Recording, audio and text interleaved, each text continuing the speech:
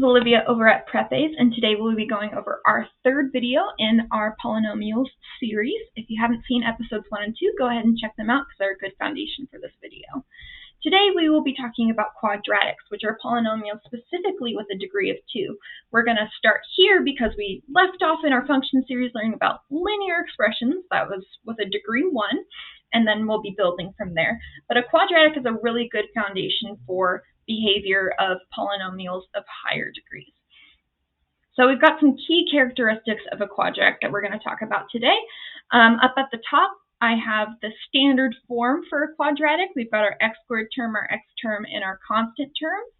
And like we talked about in the last video, the anatomy of a polynomial is always the arithmetic operation of terms, which are the product of a constant, coefficient, and our variable. So we've got our 3, we're all set there, and A, B, and C are just going to represent any number.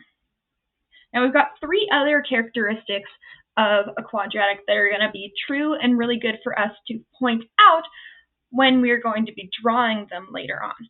The first is the y-intercept. We talked about the y-intercept way back in our linear series. Remember, y equals mx plus b. B represented the y-intercept, and that's when our function intersects with the y-axis, or when x is equal to 0. In our expression here, I have it highlighted in pink. We intersect at the point 0, 3. And on our second graph over here, intersect at 0, 2. That's where we're passing the y-axis. Our next characteristic is the root. So the root is what we use instead of x-intercept. So it's where we intersect with the x-axis. Now we didn't care too much about when we intersect with the x-axis when we were dealing with our linear expressions because we had a constant slope. So we could always find where we intersected with the x-axis based off of following our slope or a constant rate of change from our y-intercept. Quadratics are a little bit different. We've got this teacup shape that we constantly have. We'll either be facing up or facing down. And so let's find our roots, our zeros, or our x-intercepts. Those are all terms that we can use interchangeably. For our first picture here, it looks like -1 and -3 are our zeros, or -1, 0, -3, 0. That's when we intersect with the y-axis, x-axis, and then over here, it looks like we intersect at approximately -1/2 and +4.5 are going to be our zeros for those. Our last piece is the axis of symmetry. So if you'll notice about this cup shape, the cup shape is always, if we fold it in half, it's going to be the same half of a cup.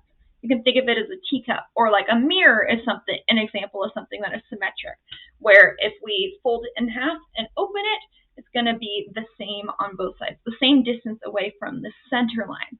Now, these pictures that I've chosen have already gotten the axis of symmetry mapped out here. It is the line that we divide down these teacups in the middle to show that our distance horizontally from any point given on the graph is the same.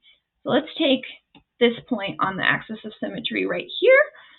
To get to our y-axis on the left, we move over 2 points, and sure enough, if we move over 2 points on the right, we're going to hit that same altitude and that same y value on our teacup. So that's how the axis of symmetry works. And our vertex in particular is when our axis of symmetry points to either the max value or the minimum value of our function. And so you can find the axis of symmetry by plugging in the x value. That is the axis of symmetry, which here is x equals 2. Over here is x equals -2. Plugging that in will give you your output, which is how tall your vertex is, either maximum or minimum. And then putting those together, you get a point to represent your vertex.